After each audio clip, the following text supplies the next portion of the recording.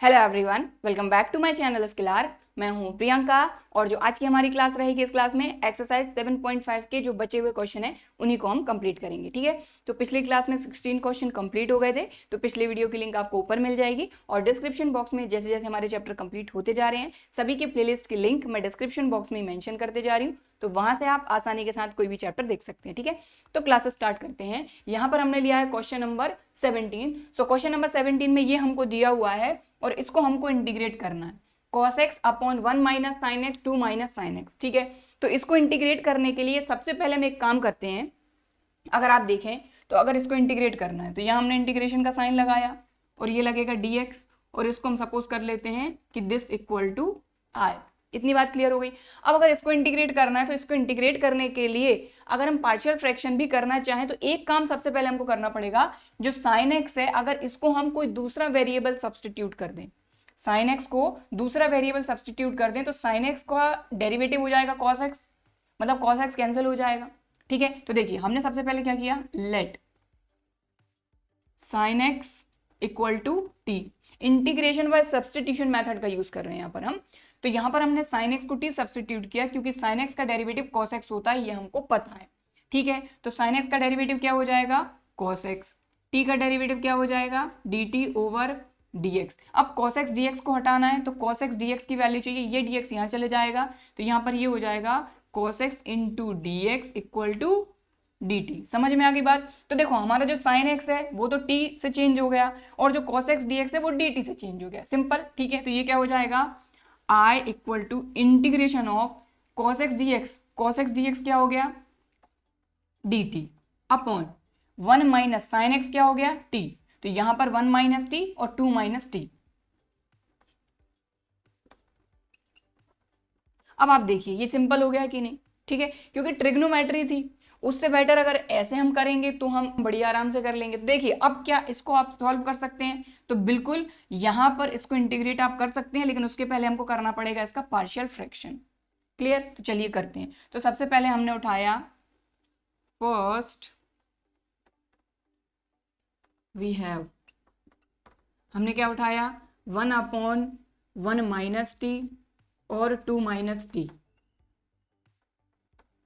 Clear, तो ये क्या हो जाएगा, a upon 1 minus T plus b upon 1 minus T, sorry 2 minus T. ठीक है, अब इसके बाद इसको सॉल्व करेंगे तो ये क्या हो जाएगा, 1 equal to a 2 minus T plus b 1 minus t.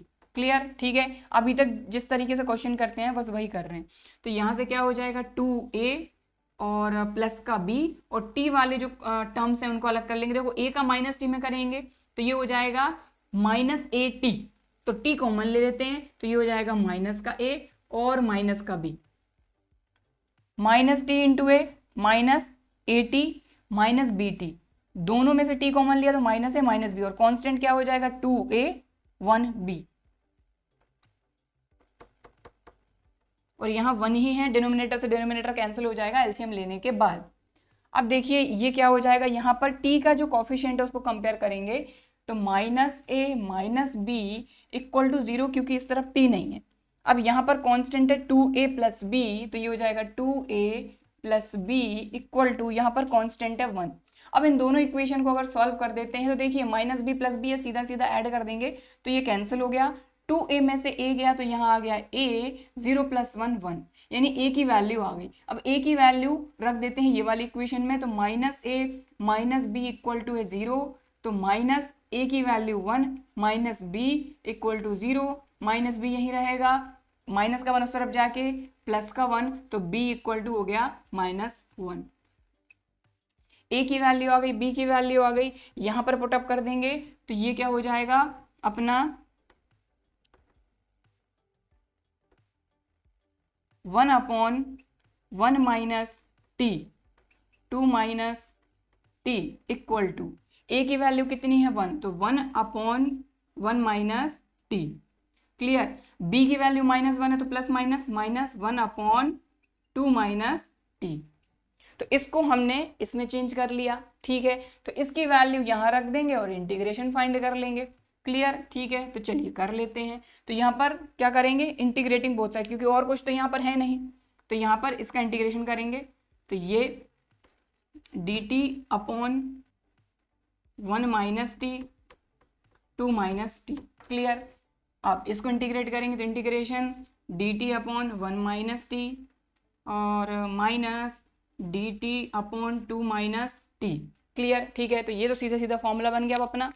तो ये हो जाएगा अपना, ये है dt अपॉन 1 माइनस टी, तो ये हो जाएगा log मॉडुलस 1 माइनस टी। ठीक है, लेकिन अब ये जो t है, ये इसका जो कॉफिशिएंट है वो क्या है, -1। तो जैसा अभी तक हम करते आए हैं कि अगर x, जैसे कि ये किसके रेस्पेक्ट में हो रहा है, t के रेस्पेक्ट में हो रहा है, तो हम t का कॉफिशिएंट देखेंगे। तो यहाँ पर जो t का कॉफिशिएंट है वो है -1, मतलब -1 से अगर हम इसमें डिवाइड करते हैं तो यहाँ 1 लिखने का तो कोई मतलब नहीं है, तो हम क्या कर देंगे, यहाँ पर लगा देंगे, इसको हटा के माइनस साइन। समझ में आ गई बात क्लियरली। अब यहाँ की बात करते हैं तो यहाँ पर माइनस लगा हुआ है dt अपॉन 2 माइनस टी, तो ये हो जाएगा log मॉडुलस 2 माइनस टी। यहाँ पर भी आप देखें जो t का कॉफिशिएंट है वो है -1, तो -1 से डिवाइड करेंगे, इससे अच्छा यहाँ -1 लगा दें, तो माइनस माइनस ये क्या हो गया प्लस, और ये प्लस c। इतनी बात क्लियर हो गई। यहाँ लगा देते हैं इक्वल। अब आप देखें ये है log m minus log n, तो ये क्या हो जाएगा log, क्योंकि देखिए ये प्लस का है ये माइनस का, इसीलिए log m minus log n, तो log m यानी 2 minus T upon log n यानी 1 माइनस टी, ये क्लोज प्लस c। अब सीधी सी बात है कि t हमने जिसको सब्सटीट्यूट करा था वापस से वही वैल्यू रखेंगे, तो t हमारा क्या है sin x, तो रख देंगे यहाँ पर। सो यहाँ पर इंटीग्रेशन, ये हमने i सब्सटीट्यूट किया था, ठीक है, और ये क्या हो जाएगा log मॉडुलस 2 माइनस t क्या है sin x upon 1 minus sin x plus c। लीजिए खत्म। तो यहाँ पर इस चीज को नहीं भूलना है कि ये है, ये तो हो जाएगा log मॉडुलस 1 माइनस टी, लेकिन यहाँ पर जो t है इसका कॉफिशिएंट है -1। अगर ये होता 1 प्लस टी तब तो यही का ये रह जाता, क्योंकि t का जो कॉफिशिएंट है वो पॉजिटिव 1 होता तो कोई दिक्कत नहीं, लेकिन यहाँ t का कॉफिशिएंट है -1, तो -1 से डिवाइड होगा, तो 1 डिनोमिनेटर में लिखने का कोई मतलब है नहीं, तो हमने यहाँ पर माइनस से मल्टीप्लाई कर दिया, सेम यहाँ पर किया। तो ये प्लस का log m minus log n, तो log m अपॉन n, और वापस से वैल्यू रख दी। क्लियर। ठीक है, तो ये हो गया आपका क्वेश्चन नंबर 17 कंप्लीट। अब हम देखेंगे नेक्स्ट क्वेश्चन। तो यहाँ पर नेक्स्ट क्वेश्चन है क्वेश्चन नंबर 18। तो इसको इंटीग्रेट करना है, तो इसको इंटीग्रेट करने के लिए सबसे पहले तो हम यहाँ पर देखेंगे कि ये प्रॉपर फ्रैक्शन है या नहीं। तो प्रॉपर फ्रैक्शन तो नहीं है, ये है इम्प्रॉपर। क्यों? क्योंकि न्यूमरेटर की डिग्री और डिनोमिनेटर की डिग्री है इक्वल। ठीक है, तो सबसे पहले इसको प्रॉपर फ्रैक्शन में कन्वर्ट करेंगे, इनका मल्टीप्लाई करेंगे, इनको डिवाइड करेंगे, प्रॉपर फ्रैक्शन में कन्वर्ट करेंगे, फिर पार्शियल फ्रैक्शन करके इंटीग्रेट करेंगे। ठीक है, और इसको थोड़ा सा और सिंपल बनाने के लिए हम क्या कर सकते हैं, एक्स स्क्वायर को किसी दूसरे वेरिएबल से हम चेंज कर सकते हैं, सिंप्लीफाई कर लेंगे। और यहाँ पर एक चीज का ध्यान रखें, यहाँ पर हम इंटीग्रेशन बाय सब्स्टिट्यूशन मेथड का बिल्कुल भी यूज नहीं करना है। ठीक है, अगर हम यहाँ पर एक्स स्क्वायर को किसी दूसरे वेरिएबल y से सब्स्टिट्यूट कर रहे हैं तो इसका मतलब ये बिल्कुल भी नहीं है कि हम इंटीग्रेशन बाय सब्स्टिट्यूशन मेथड का यूज कर रहे हैं, क्योंकि इंटीग्रेशन बाय सब्स्टिट्यूशन में हम क्या करते हैं कि अगर इसका इंटीग्रेशन हम कर रहे हैं तो हम dx को भी चेंज कर देते हैं। यहाँ पर हम dx को चेंज नहीं करेंगे, सिर्फ एक्स स्क्वायर को y सब्स्टिट्यूट करके सिंप्लीफाई करके वापस से y को हम एक्स स्क्वायर रख देंगे, यानी इंटीग्रेशन हम x के रिस्पेक्ट में ही करेंगे। ठीक है, तो इंटीग्रेशन बाय सब्स्टिट्यूशन मेथड में हम क्या करते हैं, एक्स स्क्वायर इक्वल टू अगर t सब्स्टिट्यूट करते हैं तो इसको हम डिफरेंशिएट करते हैं, dx को हम रिप्लेस कर देते हैं dt से, बट यहाँ पर हम ऐसा नहीं कर रहे हैं। ठीक है, क्लियर। देखिए तो अब ये हमारा चेंज हो जाएगा, सिर्फ इतने पार्ट ले रहे हैं अपन, तो ये हो जाएगा अपना y plus 1 y plus 2 upon y plus 3 और y प्लस 4। ठीक है, क्लियर। अब इनका मल्टीप्लाई कर लेंगे तो y का y में करेंगे तो ये हो जाएगा y square plus 1y 2y, ये हो जाएगा 3y प्लस 2, और ये हो जाएगा अपना y स्क्वायर 3 प्लस 4, ये हो जाएगा 7y, और 3 4 12। ठीक है, तो देख पा रहे हैं कि न्यूमरेटर की डिग्री और डिनोमिनेटर की डिग्री सेम है, मतलब ये प्रॉपर फ्रैक्शन नहीं है, इम्प्रॉपर है, मतलब प्रॉपर में कन्वर्ट करना पड़ेगा अपने को, राइट। तो यहाँ पर अपन ने उठाया y square plus 7y plus 12, इससे डिवाइड करेंगे अपन y square plus 3y plus 2 में डिवाइड करेंगे तो वाई स्क्वायर से वाई स्क्वायर में करने पे यानी 1 टाइम में चले जाएगा, तो ये हो जाएगा वाई स्क्वायर, बाकी सभी का मल्टीप्लाई यहाँ पर हो जाएगा तो 7y प्लस 12। ठीक है, सब्ट्रैक्ट कर देंगे तो ये तो हो गया कैंसिल, 7y में से 3y गया तो ये हो गया -4y और यहाँ आ जाएगा -10। बाकी ये वाई स्क्वायर से इसमें तो अब डिवाइड जाएगा नहीं। ठीक है, तो मतलब बात खत्म हो गई, यहाँ पर डिवीजन खत्म। अब इसको हम लिख कैसे सकते हैं, तो इसको हम लिख सकते हैं, देखिए सबसे पहले तो कोशिएंट प्लस यहाँ आ जाएगा अपना रिमाइंडर और जिससे हमने डिवाइड किया है डिवाइजर, तो Y square plus 7y plus 12, इसको हम क्या लिख सकते हैं, y प्लस 3 y प्लस 4 लिख सकते हैं। तो यहाँ पर मैं वही लिख रही हूँ y प्लस 3 y प्लस 4। समझ में आ गई ना बात, हमने इसको कैसे लिखा, वाई स्क्वायर 7y 12 जो था ये क्या था, y प्लस 3 y प्लस 4 था, तो वही लिख दिया मैंने। और ये हो जाएगा अपना Y square plus 3y plus 2 upon Y square plus 7y plus 12। Clear. ठीक है, तो अब आप देखें क्या ये हमारा इम्प्रॉपर फ्रैक्शन से प्रॉपर में कन्वर्ट हो गया, बिल्कुल हो गया, क्योंकि न्यूमरेटर की डिग्री 1 है, डिनोमिनेटर की डिग्री 2 है। तो अब इसको इंटीग्रेट करना है, लेकिन इंटीग्रेट करने के पहले हम क्या करेंगे, इसको y को वापस से हम रखेंगे एक्स स्क्वायर। क्यों रखेंगे, क्योंकि हमने dx को चेंज नहीं किया है। क्लियर। ठीक, देखिए तो इंटीग्रेट करने के पहले सबसे पहले तो पार्शियल फ्रैक्शन करके सिंपल करना होगा, तो हम इसको पार्शियल फ्रैक्शन करके थोड़ा सा सिंपल फ्रैक्शन में कन्वर्ट कर लेते हैं। तो यहां पर हमने उठाया -4y -10 अपॉन y प्लस 3 और y प्लस 4। क्लियर। हम सिर्फ इतना उठाएं, ये हमने नहीं उठाया है, सिर्फ इतना पार्ट उठा के हम इसको सिंपल फ्रैक्शन में कन्वर्ट कर रहे हैं। तो ये तो आराम से कर ही लेंगे अपन, तो ये हो जाएगा a upon y plus 3 plus b upon y plus 4। ठीक है, अब अपन एलसीएम लेके सॉल्व कर लेंगे, तो डिनोमिनेटर से डिनोमिनेटर कैंसिल हो ही जाना है, तो यहाँ बचेगा माइनस का 4y माइनस का 10 इक्वल टू a का मल्टीप्लाई y प्लस 4 में, तो ay plus 4a plus by plus 3b, y वाले टर्म अलग, तो ये हो जाएगा a प्लस b और यहाँ आ जाएगा 4a प्लस 3b। क्लियर। ठीक है, अब क्या करेंगे, y के कोफिशिएंट वाले टर्म अलग हम कंपेयर करेंगे और कांस्टेंट अलग कंपेयर करेंगे। तो यहाँ पर y का कोफिशिएंट है a plus b equal to यहाँ क्या है -4, तो ये इक्वेशन दे दीजिए आप नंबर 1, ये दे दीजिए नंबर 2 और ये दे देते हैं 3। ठीक है, इसके बाद कांस्टेंट की बात करते हैं, तो 4a plus 3b equal to यहाँ पर कांस्टेंट है -10, ये हो जाएगी इक्वेशन नंबर 4।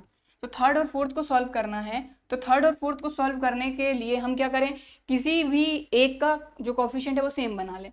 तो हम क्या करते हैं, ये जो इक्वेशन नंबर थर्ड है इसमें 4 का मल्टीप्लाई कर देंगे तो a का जो कोफिशिएंट है वो सेम बन जाएगा। तो ये हो जाएगा 4a plus 4b, 4 4s are -16, ये वाली इक्वेशन एज इट इज। तो ये आ जाएगा 4a plus 3b equal to -10। Subtract कर देंगे तो ये माइनस और ये प्लस, 4a से 4a गया, 4 - 3 यानी यहाँ आ गया b, और 16 में से 10 जाएगा तो बचेगा 6, लेकिन क्योंकि 16 बड़ा है तो यहाँ आ जाएगा माइनस, b की वैल्यू आ गई -6। अब b की वैल्यू इक्वेशन थर्ड में रख देंगे, तो ये है a plus B equal to -4, तो a और b की वैल्यू है -6, तो यहाँ आ जाएगा -6 इक्वल टू -4, तो a इक्वल टू -6 उस तरफ जाके +6 -4 प्लस का 2। क्लियर। तो a की वैल्यू आ गई 2, b की वैल्यू आ गई -6, a और b की वैल्यू रख देंगे इक्वेशन नंबर सेकंड में। तो यहाँ रख देते हैं, यहाँ रखेंगे हम, तो फ्रॉम इक्वेशन सेकंड इक्वेशन में रखना है वैल्यू, तो -4y -10 upon y plus 3 y plus 4 equal to a की वैल्यू 2, तो यहाँ आ जाएगा 2 अपॉन y प्लस 3, b की वैल्यू -6, तो plus minus -6 upon y plus 4। समझ में आई बात। ठीक है, तो हमने क्या किया, ये वाला जो हमारे पास दिया हुआ था हमको, ठीक है, इस रैशनल फंक्शन को हमने इस तरीके से चेंज कर लिया। ठीक है, क्लियर। अब ये जो वैल्यू है ये यहां रखेंगे इक्वेशन नंबर 1 में। तो वीडियो को पॉज करके आप इस पूरे को नोट कर लीजिए, बिल्कुल सिस्टमैटिक। अब हम क्या करेंगे, ये इक्वेशन नंबर जो 1 है, यहाँ पर 4y minus 10 y plus 3 y plus 4 की जो वैल्यू हमने फाइंड करी है वो यहाँ पर हम रखेंगे। सो यहाँ पर ये रही हमारी इक्वेशन नंबर 1, यहाँ पर ये वैल्यू रखेंगे, देखो यही की वैल्यू है ये, तो इसकी वैल्यू जो आई वो रख देंगे। सो यहाँ लिखेंगे फ्रॉम इक्वेशन फर्स्ट, यहाँ पर ये क्या है, Y square plus 3y plus 2 upon Y square plus 7y plus 12 equal to 1 plus इसकी वैल्यू रही ये, तो रख देंगे यहाँ पर। तो या फिर लिख दीजिए फ्रॉम इक्वेशन फर्स्ट एंड 1 2 3 4, इसको दे देते हैं 5, ठीक है। तो ये वैल्यू रखेंगे अपन, तो यहाँ पर ने रखा 2 upon Y plus 3 minus 6 upon Y plus 4। तो हमने देखिए इसको इस तरीके से सिंपल फ्रैक्शन में कन्वर्ट कर लिया। अब आती है बात इंटीग्रेशन की। तो हमको ये चीज़ पता है कि dx को हमने चेंज नहीं किया है, तो हमको x के रिस्पेक्ट में इंटीग्रेशन फाइंड करना होगा। और क्योंकि x के रिस्पेक्ट में इंटीग्रेशन फाइंड करना है, इसीलिए हम क्या करेंगे, वापस से y को एक्स स्क्वायर के फॉर्म में कन्वर्ट कर देंगे, क्योंकि एक्स स्क्वायर को ही हमने y सपोज किया था, ठीक है। तो ये क्या था अपना, ये अपना था y plus 1 y plus 2 upon y plus 3 y plus 4, ठीक है, इक्वल टू।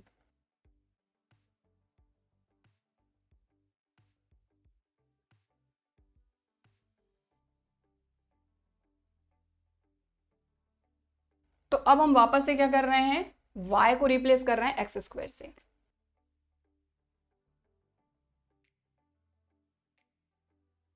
अब हमको ये चीज पता है कि हमने एक्स स्क्वायर को y से रिप्लेस किया है, इसीलिए y को वापस से एक्स स्क्वायर से रिप्लेस करेंगे।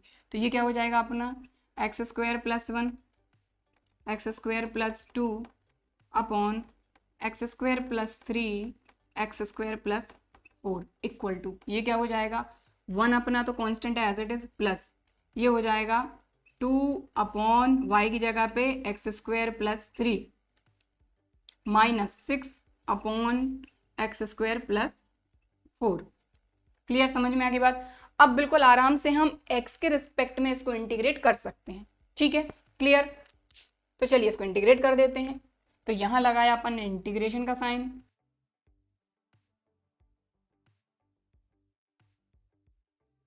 और ये dx, क्योंकि x के रिस्पेक्ट में कर रहे हैं हम। 1 का इंटीग्रेशन x के रिस्पेक्ट में, या फिर लिख लेते हैं अपन इसको 1 dx प्लस 2 कांस्टेंट बाहर dx अपॉन, इसको अपन लिख सकते हैं x square plus a square के फॉर्म में, मतलब √3 का स्क्वायर, ठीक। ये क्या हो जाएगा माइनस 6 बाहर dx upon x square plus 2 square. अब यहाँ पे अपना कौन सा फॉर्मूला लग रहा है, ये लग रहा है अपना dx upon x square plus a square integration 1 upon a tan inverse x upon a plus c. ये वाला फॉर्मूला लग रहा है दोनों जगह, तो लगा देते हैं। 1 का डेरिवेटिव x के रेस्पेक्ट में आ गया x प्लस 2 कांस्टेंट अपना बाहर है, ये देखो ये जो 2 ये तो अपना पहले से ही है कांस्टेंट, अब इसके मल्टीप्लाई में आएगा जो भी फॉर्मूले के अकॉर्डिंग। तो 1 अपॉन ए कितना है √3, तो क्या इसको 2 अपॉन √3 लिख सकते हैं, एक साथ ही लिख देते हैं, ठीक। तो 2 upon √3, clear. 1 upon a tan inverse x upon ए है √3, क्लियर, माइनस 6, यहां पर भी 1 अपॉन ए, तो 1 अपॉन ए कितना है 2, तो 2 3 जार 6 हो जाएगा, मतलब यहाँ क्या आ जाएगा 3, तो डायरेक्ट 3 लिख देती हूँ मैं, आप एक स्टेप एक्स्ट्रा कर लेना, ठीक है। तो 1 अपॉन 2 ए हो गया, tan इनवर्स x अपॉन ए कितना है 2 प्लस सी, ये आ गया आपका आंसर, क्लियर, ठीक है। तो ये वाला अपना फॉर्मूला लगा है, इसलिए यहाँ पर हमने लिखा है। तो क्वेश्चन नंबर 18 हो गया कंप्लीट। अब हम देखेंगे नेक्स्ट क्वेश्चन। सो यहाँ पर नेक्स्ट क्वेश्चन है क्वेश्चन नंबर 19। तो इसको इंटीग्रेट करना है, तो अगर इसको इंटीग्रेट करना है तो आप खुद देख पा रहे हैं ये है 2x upon x square plus 1 X square plus 3, और न्यूमरेटर की डिग्री 1 है, डिनोमिनेटर की डिग्री 2 है, मतलब ये प्रॉपर फ्रैक्शन है। पार्शियल फ्रैक्शन करके आप इसको कर सकते हैं। लेकिन अगर हम यहाँ पर इसको थोड़ा सा और सिंपल तरीके से करना चाहें तो हम क्या कर सकते हैं, हमको यहाँ पर दिख रहा है क्लियर, जहां पर दिख जाए वहां पर हमको करना है। हमको दिख रहा है कि दोनों जगह यहाँ पर एक्स स्क्वायर है, और एक्स स्क्वायर को अगर हम टी सब्सटीट्यूट कर देते हैं, यानी इंटीग्रेशन बाय सब्सटीट्यूशन मेथड का अगर हम यूज कर लेते हैं यहाँ पर, तो थोड़ी सी चीजें आसान हो जाएंगी, क्योंकि 2x तो हमारा कैंसिल हो जाएगा, क्योंकि एक्स स्क्वायर का डेरिवेटिव होता है 2x। ठीक है, समझ में आ रही बात। तो यहाँ पर देखिए पिछले क्वेश्चन में, क्वेश्चन नंबर 18 में हमने एक्स स्क्वायर को y सब्सटीट्यूट करा था, लेकिन वहां पर इंटीग्रेशन बाय सब्सटीट्यूशन मेथड का यूज नहीं किया था। इंटीग्रेशन बाय सब्सटीट्यूशन मेथड में हम क्या करते हैं कि हम पूरा का पूरा जो इंटीग्रेशन है वो किसके रिस्पेक्ट में हो रहा है वो भी चेंज कर देते हैं। पिछले क्वेश्चन में हमने dx को चेंज नहीं किया था। ठीक है, ध्यान दें, देखिए फिर से एक बार समझाऊंगी। यहाँ पर हमने क्या किया, लेट किया हमने एक्स स्क्वायर को t से सब्सटीट्यूट कर दिया हमने। अब यहां पर अगर t से सब्सटीट्यूट कर रहे हैं तो पूरे हम इसको भी चेंज कर रहे हैं, पूरा का पूरा ये, और जिसके रिस्पेक्ट में हो रहा है उसको भी चेंज कर रहे हैं। पिछले क्वेश्चन में नहीं किया था, इसीलिए हमने इंटीग्रेशन करने के पहले ही y को x से सब्सटीट्यूट करके और फिर इंटीग्रेशन फाइंड किया, क्योंकि इंटीग्रेशन तो x के रिस्पेक्ट में ही होगा, क्योंकि हमने dx को चेंज नहीं किया था वहां पर। यहाँ पर इंटीग्रेशन बाय सब्सटीट्यूशन मेथड का यूज कर रहे हैं, इसलिए इसका हम डेरिवेटिव फाइंड करेंगे विद रिस्पेक्ट टू x। तो देखिए एक्स स्क्वायर का डेरिवेटिव हो जाएगा 2x, t का हो जाएगा अपना dt ओवर dx। तो यहाँ से 2x dx की वैल्यू हमको मिल गई इक्वल टू dt, मतलब यहां पर हमने dx को ही चेंज कर दिया dt में, इसीलिए सीधा सीधा इंटीग्रेशन हम कर लेते हैं और सबसे लास्ट में हम वैल्यू पुटअप कर देते हैं t की। लेकिन पिछले क्वेश्चन में हमने क्यों नहीं किया था, क्योंकि हमने dx को चेंज नहीं किया था, मतलब y के रिस्पेक्ट में हमने कुछ भी नहीं किया था। चलिए अब देखिए, तो ये क्या हो जाएगा, i equal to integration 2x dx हो जाएगा अपना dt अपॉन एक्स स्क्वायर हो गया अपना t+1 और यहाँ पर हो गया t+3। बस अब इसको आप आराम से इंटीग्रेशन बाय पार्शियल फ्रैक्शन कर सकते हैं। ठीक है, तो सबसे पहले इसको उठाएंगे अपन 1/t+1 t+3 और इसका पार्शियल फ्रैक्शन करेंगे। तो यहाँ से करते हैं फटाफट से। तो देखिए अपन ने यहाँ पर उठाया 1/t+1 और t+3, क्लियर। ये हो जाएगा a/t+1 प्लस b/t+3, क्लियर। ठीक है, अब जैसे सॉल्व करते हैं वैसे ही करना है, कुछ अलग नहीं है। तो डिनोमिनेटर से डिनोमिनेटर तो कैंसिल हो ही जाना, तो यहाँ बचेगा 1 इक्वल टू a का मल्टीप्लाई t+3 में, तो ये हो जाएगा at प्लस a3 या 3a, और b का इसमें हो जाएगा तो ये हो जाएगा bt प्लस b। t वाले जो अपने टर्म से अलग कर लेंगे तो ये हो जाएगा a प्लस b, और कॉन्स्टेंट बचेंगे अपने पास 3a प्लस b, और यहाँ आ गया 1। अब कंपेयर कर देंगे तो t का कोफिशिएंट यहाँ पर है a प्लस b, और यहाँ पर t नहीं है मतलब 0, और कांस्टेंट यहाँ पर है 3a प्लस b, और यहाँ पर कांस्टेंट है 1। दोनों को सब्ट्रैक्ट करेंगे, b से b कैंसिल, 3a में से a गया तो माइनस का 2a और माइनस का 1, तो यहाँ हो जाएगा a इक्वल टू प्लस का 1/2। a की वैल्यू आ गई, b की वैल्यू फाइंड कर लेंगे तो a प्लस 1/2 इक्वल टू 0, यानी a की वैल्यू आ गई -½ सॉरी a की वैल्यू हाफ रखनी थी, तो a की वैल्यू रखी अपन ने half plus b equal to 0, तो b इक्वल टू -½ क्लियर। ठीक है, अब a और b की वैल्यू यहां पर रख देंगे तो ये क्या हो जाएगा अपना, देखिए ये हो जाएगा अपना 1/t+1 t+3 equal to, a की वैल्यू आई है 1/2, तो ये हो जाएगा 1/2 t+1, और b की वैल्यू आई है नेगेटिव, तो प्लस माइनस -1/2 t+3। अब ये आ गया अपना, इसको अपन ने इसमें चेंज कर लिया तो आराम से इसको इंटीग्रेट कर देंगे। ठीक है, तो integrating both side with respect to t, क्योंकि हमने एक्स स्क्वायर को t सब्सटीट्यूट करा और dx को भी हमने dt से सब्सटीट्यूट कर चुके हैं। ठीक है, तो देखिए ये हो जाएगा अपना integration dt upon t+1 t+3 equal to 1/2 बाहर कांस्टेंट है, 1/2 integration dt upon t+1 minus 1/2 बाहर इंटीग्रेशन dt अपॉन t+3। समझ में आ गई बात। t+1 t+3 और 1/2 कॉन्स्टेंट है बाहर। अब ये सीधा सीधा इंटीग्रेट हो जाएगा अपना 1/2 बाहर, ये हो जाएगा लॉग मॉडुलस t+1। t का जो कॉफिशिएंट है वो +1 है तो कोई दिक्कत नहीं है, -1/2 यहाँ पर क्या हो जाएगा लॉग मॉडुलस t+3 प्लस सी। ठीक है, अब देखिए दोनों में से चाहे तो 1/2 कॉमन ले सकते हैं, तो यहाँ पर हमने 1/2 उठा लिया कॉमन, फिर ये हो जाएगा log m minus log n, मतलब कि log m/n प्लस सी। अब वापस से t की वैल्यू रख देंगे, सारा इंटीग्रेशन हम कर ही चुके हैं। ठीक है, तो t हमने क्या सब्सटीट्यूट किया था x², तो रख देते हैं यहाँ पर, तो ये हो जाएगा 1/2 log x² + 1/x² + 3 प्लस सी। लीजिए खत्म। तो ये हो गया आपका क्वेश्चन नंबर 19 कंप्लीट। सो हमारा नेक्स्ट क्वेश्चन है क्वेश्चन नंबर 20, 1/x x की डिग्री 4 - 1। तो इसको हमको क्या करना है, इंटीग्रेट करना है। अब इंटीग्रेट करने के लिए अगर इसको थोड़ा सा सिंपल बनाना है तो वही चीज़ है कि भाई थोड़े से एक्स्ट्रा एफर्ट्स हमको डालने पड़ेंगे। तो देखिए सबसे पहली चीज़ तो अगर इसको इंटीग्रेट करना है तो सबसे पहले हम इसको ले लेते हैं इक्वल टू आई, ये इंटीग्रेशन का साइन लगाया और यहाँ आ गया dx। ठीक है, सीधी सी बात है। तो देखिए अगर हम इसको इंटीग्रेशन बाय सब्स्टिट्यूशन मेथड से अगर थोड़ा सा सिंप्लीफाई कर सकते हैं तो कैसे करेंगे, तो यहाँ पर x की डिग्री जो 4 है वो है थोड़ी सी दिक्कत वाली बात। तो अगर x की डिग्री 4 को हम t सब्स्टिट्यूट करें और इंटीग्रेशन बाय सब्स्टिट्यूशन मेथड का थोड़ा सा यूज कर लें, कैसे, क्योंकि इंटीग्रेशन बाय सब्स्टिट्यूशन मेथड का जब यूज करते हैं हम तो x को पूरा का पूरा t में कन्वर्ट कर देते हैं और जिसके रिस्पेक्ट में इंटीग्रेशन करते हैं वो भी चेंज कर देते हैं हम, जैसे dx के रिस्पेक्ट में तो इसको भी चेंज करेंगे, तो इसको डिफरेंशिएट करेंगे बोथ साइड x के रिस्पेक्ट में, तो ये हो जाएगा 4x³ dt ओवर dx। तो ये हो जाएगा 4x³ dx equal to dt। कहने का मतलब ये है कि यहाँ पर dx के मल्टीप्लाई में अगर 4x³ होता तब तो हमारा काम बन सकता था, लेकिन है ही नहीं, तब आप क्या करें। तो यहाँ पर एक काम कर सकते हैं हमको ये चीज़ पता है कि अगर कोई चीज़ हमको एक्स्ट्रा करनी है तो अगर ऐड करेंगे तो हमको सब्ट्रैक्ट भी करनी पड़ेगी और अगर मल्टीप्लाई करेंगे तो हमको डिवाइड भी करना पड़ेगा। सीधी सी बात है भाई, मैथ्स में तो ऐसे ही चलता है, तो बैलेंस करके चलना पड़ता है। तो हम क्या करेंगे, अगर dx के मल्टीप्लाई में 4x³ चाहिए है तो हमको मल्टीप्लाई करना पड़ेगा और डिवाइड भी करना पड़ेगा।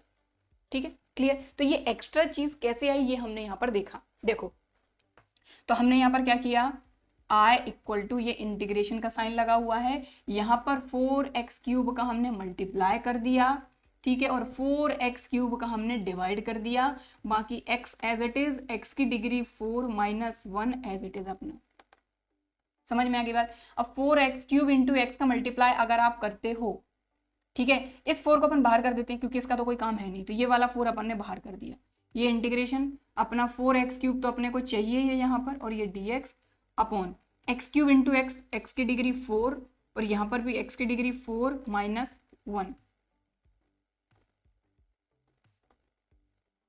तो देखिए अब आपका काम कैसे बन सकता है, x की डिग्री 4 को हमने t सब्स्टिट्यूट कर दिया तो यहाँ पर भी t आ जाएगा, यहाँ पर भी t आ जाएगा, और dt को रिप्लेस कर सकते हैं 4x³ dx से। ऐसे काम बना है हमारा, बन गया आसान। कितना आसान है, लेकिन थोड़ा सा हमको देखना पड़ेगा चीज़ों को कि कहाँ पर क्या हो सकता है। हर क्वेश्चन में अलग चीज़ होती है, लेकिन आपको ये पता कैसे चलेगा, ये पता तभी चलेगा जब आप खुद से क्वेश्चंस को लगाएंगे। तो क्वेश्चंस खुद से सॉल्व करना जरूरी है। ठीक है, चलिए सो अब इसको हम कैसे करेंगे, देखो इसका तो पूरा का पूरा सोल्यूशन यहाँ पे आपको दिख ही रहा है। ठीक है, तो यहाँ पर हम कर लेते हैं। तो यहाँ पर हमने किया लेट x की डिग्री 4 इक्वल टू t, वही की वही पूरी चीज़ यहाँ कर रहे हैं हम, तो ये हो जाएगा 4x³ equal to dt over dx, तो 4x³ into dx equal to dt। तो ये जो चीज़ है ये यहाँ सब्स्टिट्यूट कर देंगे, तो यहाँ पर ये हो जाएगा हमारा i इक्वल टू 1/4 अपना बाहर है, इंटीग्रेशन 4x³ dx, ये किससे रिप्लेस हो जाएगा, dt से, तो t के रिस्पेक्ट में इंटीग्रेशन कर सकते हैं। x की डिग्री 4t, यहाँ पर भी t, तो ये हो जाएगा t और ये हो जाएगा t - 1। तो देखिए कितना सिंपल हो गया। ठीक है, तो ये अब तो बिल्कुल आसान हो ही गया, इसको आराम से आप कर सकते हैं। ठीक है, तो चलिए करते हैं।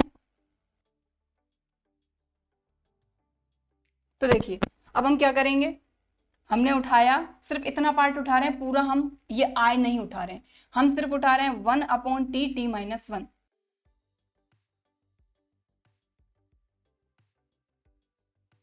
तो पार्शियल फ्रैक्शन से सॉल्व कर सकते हैं, बिल्कुल कर सकते हैं, क्योंकि प्रॉपर फ्रैक्शन तो है, डिनोमिनेटर में डिग्री 0 है और न्यूमरेटर में 0 है, डिनोमिनेटर में 2 है। चलिए तो ये हो जाएगा a upon T plus b upon T minus 1। ठीक, यहाँ आ जाएगा 1 इक्वल टू ये हो जाएगा A T minus A plus B T. ठीक है, एलसीएम लेकर सॉल्व करेंगे, डिनोमिनेटर से डिनोमिनेटर कैंसिल हो जाएगा, ए का मल्टीप्लाई हो जाएगा टी माइनस 1 में तो A T minus A, B का मल्टीप्लाई टी में तो बी टी। ठीक है, ये 1 इक्वल टू टी वाले जो टर्म्स हैं उनको अलग कर लिया तो ये आ गया A plus B equal minus A, sorry. अब टी के कोफिशिएंट को कंपेयर किया तो यहाँ पर आ गया A plus B equal to 0 और minus A equal to 1, minus A equal to 1 मतलब ए इक्वल टू माइनस 1 और ए की वैल्यू यहाँ रखेंगे तो minus 1 plus B equal to 0 मतलब बी की वैल्यू आ गई प्लस 1। ए और बी की वैल्यू यहाँ रख देंगे,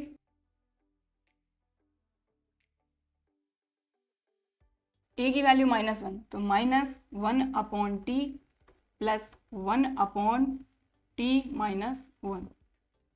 तो इसको हमने इसमें चेंज कर लिया। अब ये चीज़ वापस से यहाँ आके इंटीग्रेट कर देते हैं तो यहाँ लिखा हमने i इक्वल टू इंटीग्रेशन और 1/4 बाहर है, इसको नहीं भूलना है तो 1/4 बाहर है, ये इंटीग्रेशन का साइन लगा दिया और ये ब्रैकेट भी लगा दिया। ठीक है, अब इसकी वैल्यू जो आई है वो लिख देंगे हम यहाँ पर। तो यहाँ हमने लिखा minus 1 upon T plus 1 upon T minus 1, ये ब्रैकेट क्लोज और ये डी टी। अब अलग अलग इंटीग्रेट कर देंगे, 1/4 को तो बाहर कॉमन ही रखेंगे हम। ठीक है, तो ये i इक्वल टू 1/4 बाहर, ये ब्रैकेट लगाया, integration of minus 1 upon T D T plus integration of 1 upon T minus 1 D T, bracket close. ठीक, आगे सॉल्व यहाँ कर लेते हैं। तो देखिए ये तो सीधा सीधा फॉर्मूला है लॉग मॉडुलस टी, तो 1/4 बाहर ही है ना, 1/4 अपन बाहर ही रखते हैं, ये ब्रैकेट लगाया minus log modulus T. 1/4 bracket के बाहर है क्योंकि इसका मल्टीप्लाई दोनों में होगा, क्योंकि पहले से ये बाहर ही था मल्टीप्लाई में, तो ये minus sine as it is 1/t का हो जाएगा लॉग मॉडुलस टी और ये हो जाएगा लॉग मॉडुलस टी माइनस 1।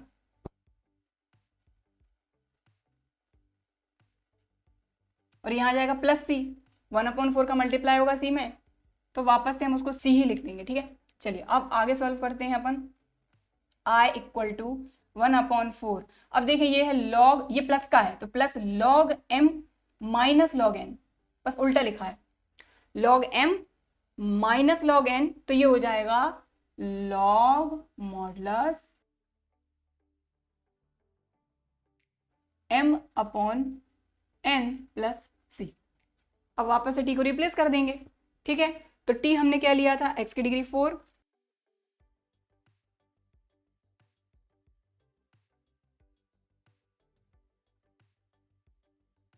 लीजिए खत्म। तो ये हो गया आपका क्वेश्चन नंबर 20 कंप्लीट। तो अब हमारा नेक्स्ट क्वेश्चन है क्वेश्चन नंबर 21। तो अगर इसको आपको इंटीग्रेट करना है तो ये भी बहुत ही सिंपल क्वेश्चन है, बस थोड़ा सा अपने को देखना होगा कि यहाँ पर क्या हो सकता है। तो यहाँ पर हम e की डिग्री x को ही सब्सटीट्यूट अगर कर दें तो हमको ये चीज़ पता है कि इसका डेरिवेटिव खुद e की डिग्री x ही होता है, तो मतलब e की डिग्री x मिलने के ही चांसेस हैं, जिसको हम t सब्सटीट्यूट करके चल ही रहे हैं, तो हमारा काम बन सकता है। तो यहाँ पर इसको हमको इंटीग्रेट करना है विद रिस्पेक्ट टू x, ये चीज़ हमको पता है और इसको हमने ले लिया let i equal to this. ठीक है, तो ये हो जाएगा, सबसे पहले हमने यहाँ पर क्या किया, लेट e की degree x equal to t. अब differentiating both side with respect to x, तो e की डिग्री x का डेरिवेटिव e की डिग्री x इक्वल टू यहाँ हो जाएगा dt ओवर dx।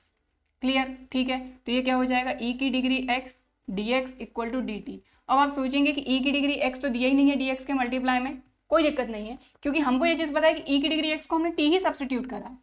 ठीक है, तो यहाँ पर e की डिग्री x को वापस से हम t लिख देंगे, तो t into D X equal to D T, तो dx की वैल्यू आ जाएगी dt ओवर t, काम खत्म। ठीक, तो यहाँ पर रख देंगे हम वैल्यू, तो i इक्वल टू, ध्यान दें i इक्वल टू dx की जगह पे हमने लिखा dt अपॉन t, तो dt अपॉन टी, और e की डिग्री x माइनस वन है तो e की डिग्री x को तो हमने t ही लिया है तो t माइनस वन, और ये इंटीग्रेशन। कितना सिंपल हो गया। और यही का यही सेम टू सेम अभी आपने पिछले क्वेश्चन में किया था पार्शियल फ्रैक्शन करके, बस वही की वही चीज करना है। समझ में आ गई होगी आपको बात। हमने क्या किया, e की डिग्री x को t सब्स्टिट्यूट करा, differentiating both side with respect to x, तो यहाँ पर वापस से e की डिग्री x आ गया। लेकिन हमको ये चीज पता है कि जो हमने t सब्स्टिट्यूट करा है वही की वही चीज तो आई है, तो वापस से फिर से वही रख दो, बस पूरा t के फॉर्म में कन्वर्ट कर लिया, ये आ गया। अब इसको इंटीग्रेट करना है। सबसे पहले हमने उठाया क्या, यहाँ पर 1 अपॉन टी माइनस वन, तो ये हो जाएगा a upon T plus b upon T minus one. Same to same पिछला क्वेश्चन किया वही की वही पूरी चीजें हैं, ठीक है। तो ये हो जाएगा 1 equal to A T minus A plus B T, तो 1 इक्वल टू टी कॉमन, ये हो जाएगा a प्लस बी, ये हो जाएगा माइनस का a plus B equal to 0, और यहाँ पर माइनस a इक्वल टू 1, मतलब a इक्वल टू माइनस 1, ठीक है। पिछला क्वेश्चन किया सेम टू सेम वही कैलकुलेशन है, और a की जगह पे माइनस 1 रखा तो b की वैल्यू आ जाएगी अपनी 1, a और b की वैल्यू आ गई, वापस से रख देंगे, तो ये हो जाएगा अपना 1 upon T minus one equal to a की value minus 1 upon T plus 1 upon T minus one, बस यहाँ रख देंगे। तो ये क्या हो जाएगा, i equal to integration dt बाद में यहाँ लिखा हमने ब्रैकेट लगा के minus 1 upon T plus 1 upon T minus one, और ये ब्रैकेट क्लोज, और यहाँ पर dt। अब इसको इंटीग्रेट कर देना है, दैट्स इट, बाहर कुछ है भी नहीं अपने पास। तो ये हो जाएगा अपना माइनस 1 अपॉन टी का इंटीग्रेशन, या फिर अलग अलग कर लेते हैं, तो इंटीग्रेशन माइनस बाहर 1 upon t dt plus integration dt upon T minus one, सीधे सीधे फॉर्मूले हैं। तो ये हो जाएगा अपना minus log modulus t plus log modulus t minus one plus c, बस t की वैल्यू वापस से रख दो। t क्या था अपना e की पावर x, तो रख देंगे, तो ये हो जाएगा i इक्वल टू, और रखने से पहले वही की वही चीज log m minus log n, तो ये हो जाएगा log m अपॉन n, तो log m अपॉन n, क्योंकि देखिए ये प्लस का है, तो log m minus log n, ठीक है, प्लस c, तो ये हो जाएगा log t की जगह पे e की power x minus one upon e की पावर x प्लस c। लीजिए ये आ गया आपका आंसर, क्वेश्चन नंबर 21 कंप्लीट। तो नेक्स्ट क्वेश्चन है क्वेश्चन नंबर 22, और 21 तक के क्वेश्चन में तो हमको बोला गया था इंटीग्रेट करना है। आगे के जो क्वेश्चन है क्वेश्चन नंबर 22 और 23, इन दोनों क्वेश्चन के लिए बोला जा रहा है choose the correct answer in each of the exercise 22 and 23, यानी दो क्वेश्चन बचे हुए हैं इस एक्सरसाइज के, 22 और 23 में हमको ऑप्शन सेलेक्ट करना है। तो देखिए 22 में हमको दिया है कि भाई इसका आंसर क्या होगा, तो क्या अब अपन इसको सॉल्व नहीं कर सकते, बिल्कुल कर सकते हैं। देखो सिंपल सा क्वेश्चन है, इंटीग्रेट करने से पहले इसको हम पार्शियल फ्रैक्शन करके सॉल्व कर सकते हैं। सबसे पहले देखेंगे कि प्रॉपर है कि इम्प्रॉपर है ये, तो सीधी सी बात है, न्यूमरेटर की डिग्री 1 है, डिनोमिनेटर की 2 है, मतलब ये प्रॉपर फ्रैक्शन है, कन्वर्ट करने की जरूरत नहीं है। और इसको पार्शियल फ्रैक्शन से अगर सॉल्व करते हैं तो ये क्या है अपना x upon x minus one x minus two, तो इसको हम कैसे करेंगे a upon x minus one plus b upon x minus two. इसके बाद की प्रोसेस आपको पता है, क्या करेंगे हम, एलसीएम लेकर इसको सॉल्व करेंगे, a और b की वैल्यू फाइंड करेंगे, वापस से a और b की वैल्यू रख के इसको हम इंटीग्रेट कर देंगे। तो ये जो क्वेश्चन है क्वेश्चन नंबर 22, ये आप लोगों के लिए होमवर्क है, आप लोग को खुद से सॉल्व करना है, प्रॉपर सॉल्व करना है जैसे हम क्वेश्चन को सॉल्व करते हैं, और फिर मुझे आप कमेंट करके इसका आंसर बताइएगा, ठीक है। तो ये होमवर्क है आपके लिए, ओके। चलो अब हम करते हैं नेक्स्ट क्वेश्चन, ऐसे हो जाएगा ये।